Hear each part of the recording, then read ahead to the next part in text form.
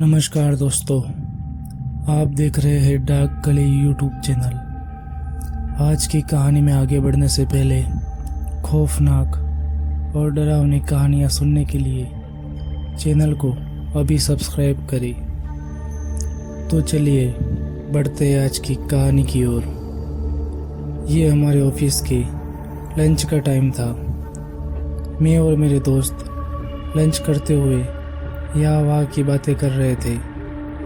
तभी काजल गुस्से में तेजी से कैंटीन में आई और अपने दोस्तों के साथ जाकर बैठ गई। तभी काजल की दोस्त कविता ने उससे पूछा कि क्या हुआ काजल, तू इतनी गुस्से में क्यों है? तो काजल बोलती है कि उस कमीने अविनाश ने आज तो हद ही कर दी। मेरा पीछा करते हुए लेडीज टॉयलेट तक आ गया था। अगर मेरी मजबूरी नहीं होती तो मैं आज इसी वक्त ये जॉब छोड़ देती। तब कविता ने कहा कि अविनाश तो है ही ऐसा।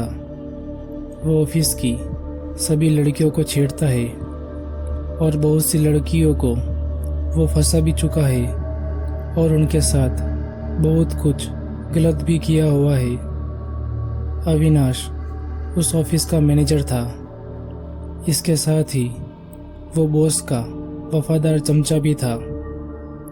इसलिए वो अपनी मनमानी करता रहता है और कोई कुछ कर भी नहीं सकता है। एक शाम अविनाश ऑफिस से अपने घर जा रहा था। तभी उसको रास्ते में एक खूबसूरत लड़की दिखाई दी। वो लड़की सामने वाली खाली बिल्डिंग में जा रही थी, जिसे देखकर अविनाश की हवस जाग उठी और अविनाश उस लड़की के पीछे पीछे उस बिल्डिंग में चला गया और जाकर उस लड़की को खोजने लगा। कुछ देर बाद अविनाश को वो लड़की एक जगह कुर्सी पर बैठी हुई नजर आई। कुछ देर तक तो अविनाश उस लड़की को ऊपर से नीचे देखता ही रहा और फिर वो उस लड़की के पास चला गया। अविनाश कुछ बोलता उससे पहले ही उस लड़की ने सामने से कहा कि क्या तुम मेरे साथ कुछ करना चाहते हो? यह सुनकर अविनाश एकदम चौंक गया। अविनाश को अपने कानों पर विश्वास नहीं हो रहा था। उसने उस लड़की से पूछा, क्या कहा आपने? मैं कुछ समझा नहीं। तो फिर वो लड़की बोली, तुम यही मेरे साथ करोगे या फिर कहीं और चलना है? अविनाश के मन में तो लड्डू फूटने लगे थे। उसकी हवस अपने चरम पर थी।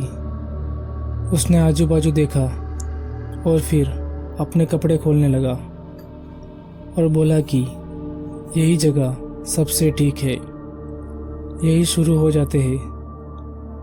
तभी वो लड़की अविनाश से कहती है कि सोच लो एक बार, क्योंकि शुरू तुम्हारी मर्जी से होगा लेकिन खत्म मेरी मर्जी से होगा।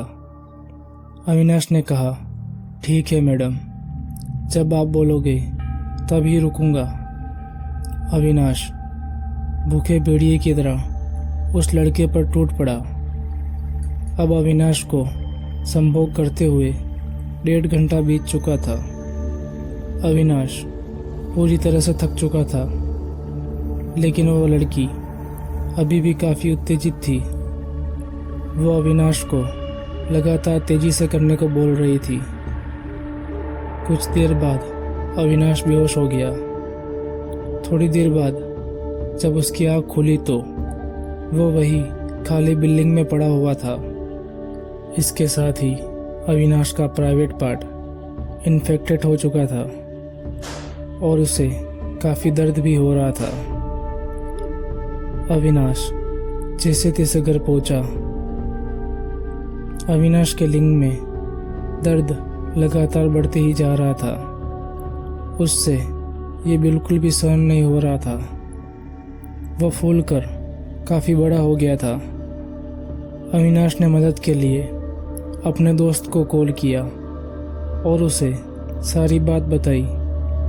उसके दोस्त ने उसे कहा कि तू जल्दी से डॉक्टर के पास चला जा, लेकिन अविनाश के लिंग में सूजन होने की वजह से वो ठीक से चल भी नहीं पा रहा था।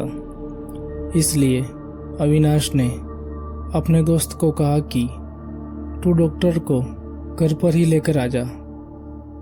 जब अविनाश का दोस्त डॉक्टर को लेकर उसके घर पहुंचा तो उन्होंने देखा कि अविनाश घर में बेहोश पड़ा हुआ है और उसके चारों तरफ खून ही खून फैला हुआ है। डॉक्टर ने पास जाकर देखा तो पता चला कि अविनाश का लिंग फट चुका है, इसलिए इतना खून निकल रहा है। वो लोग उसे उठाकर हॉस्पिटल लेकर चले गए। लंबी सर्जरी के बाद अविनाश ठीक हो गया था, लेकिन उसका लिंग नहीं।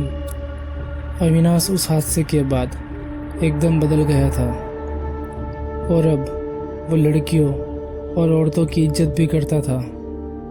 आखिर कौन वो लड़की थी जो अविनाश को ऐसा सबक सिखाकर चली गई? आखिर बुरे काम का नतीजा बुरा ही होता है। तो दोस्तों, आज की कहानी में बस इतना ही। अगर ये कहानी आपको अच्छी लगी हो तो वीडियो को लाइक करें और चैनल को सब्सक्राइब करें।